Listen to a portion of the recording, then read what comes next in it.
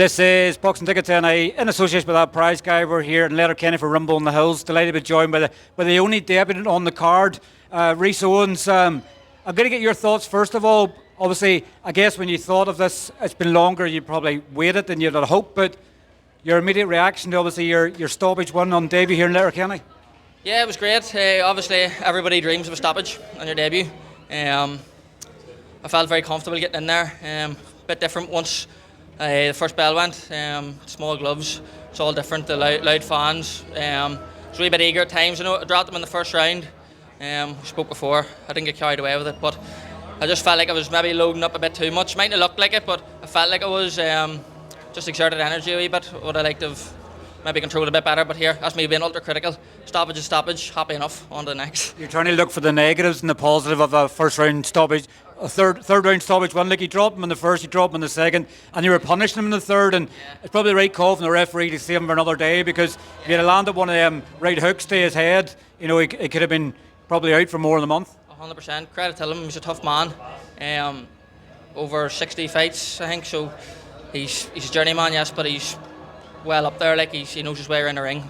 You don't have 60 plus professional bouts, and I think he's only got like 2 stoppages, maybe 2 or 3 stoppages. So yeah, he's a well seasoned pro, as you say, in there, and yeah, just to say, delighted with the stoppage. So. He normally, I remember he fought Callum Bradley in the field, I think in 2021, and Callum had dropped him, but he knew a way to survive, so he went the distance. It was sort of like that the night, and going, you drop him in the first and you drop him in the second, and going, this stoppage is coming, he started to try and play dirty then, because he was sort of complaining of you grabbing him and throwing him and things like that, so you knew you were really hurting him in. Well, that was it. Once we got in close after I dropped him, them times, he was holding on, and I just tried to manoeuvre him a bit, and he fell over a few times, so I knew he was weakened, and it was, as you say, only a matter of time before I caught him clean and potentially put him out for longer. So referee had the right call. In terms of the atmosphere, like, did you imagine you'd have an atmosphere? Obviously you come out to Hood, but did you think you'd have an atmosphere? Everybody was on their feet, I guess. I don't know if it was people celebrating because it's nearly home time, second last fight of the night, or because it was your fight, but did you expect such an atmosphere? Yeah, well, I think that's the reason why I was put on so late, was because I sold so many tickets, and you don't know what the Fermanagh fans are like, lads. I'm telling you, there hasn't been a pro boxer from Fermanagh in God knows how long, 50 years maybe, but a boxing club shows and a skilling, obviously, and that's the type of crowd we're pulling every time. Like, so it's only going to get bigger and bigger from here on in, so stay tuned.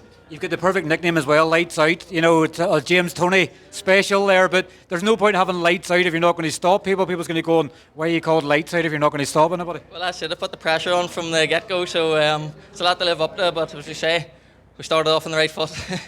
You've had plenty of experience, obviously, in the lead up to this. Obviously, I was in Ryan Burnett's gym watching you spar Matty Bourne ahead of his Irish title fight. Like, you probably had more preparation than you thought you were going to have. You wanted that dream debut in Windsor Park, and it didn't happen. But that extra time's probably helped you mature into the program before your debut. Well, that's it. It's a big difference. Settling down more on the feet, obviously.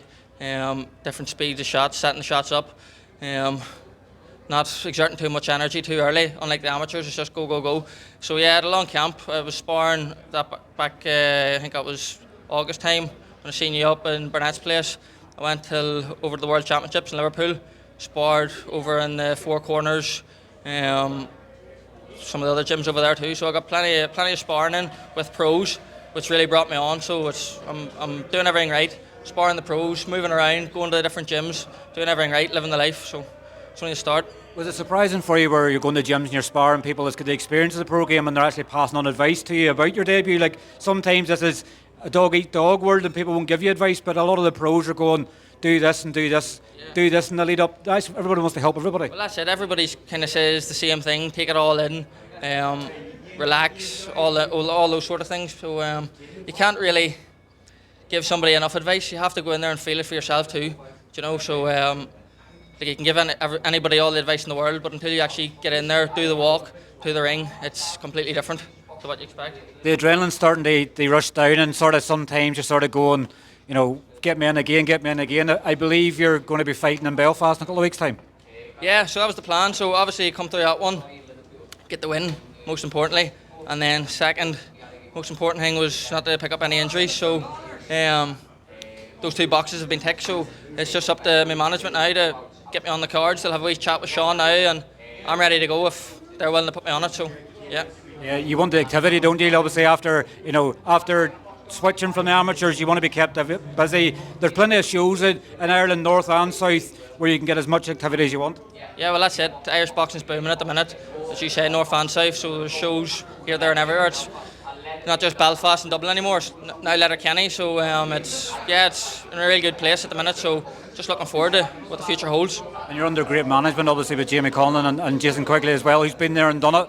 They're obviously going to, I guess they're going to know what you're going to peck on their head as much as they're going to with yours. Like, how are you finding that adjustment? No, well, it's great. They're two great lads, plenty of experience. Both of them boxed, which is a big thing. They'll not throw me in anywhere they don't think I'm going to do well. So, yeah, they're guiding me on the right tracks. They know I'm capable to box again in 3 weeks' time. So they're happy enough, I'd imagine, to let me crack on. So if they think it's obviously it's meant to be like. And obviously, finally on Letterkenny, obviously this is probably going to be the closest I think potentially you'll ever fight as close to home, unless they do like a show in Cookstown, which may be a bit closer with a 1 hour radius. But now I'm in about an hour and 20 minutes to here, and I'm an hour and 20 from Belfast, hour and a half. So it's kind of bog slap in the middle. So you've seen how many fans came here tonight to Donegal. So I'd near enough expect a bigger turnout if it was in Belfast. So I'd with just more hotels and more nightlife. Well, not that Letterkenny's dead, but yeah, I think Belfast will do even better again. And on that support, obviously, these things can't happen without them. They've made your debut special. They always say the one thing you never forget is your professional debut. You owe a huge amount of thanks, and probably maybe have to buy a few people some pints for coming up here tonight. Well, that's it. You heard them singing. Like, they have a few things to work on there, so they do. But here, completely grateful for everything. Like, they're amazing, the fans down there. They were singing even as I was walking into the venue earlier. They were rightly on at that stage at 8 o'clock. So you can only imagine what they're like out there now. So it's going to be a good night. Well, look, congratulations on a brilliant debut, and we'll look forward to seeing you in the Devonish in 3 weeks' time. Cheers, Morty. Thank you.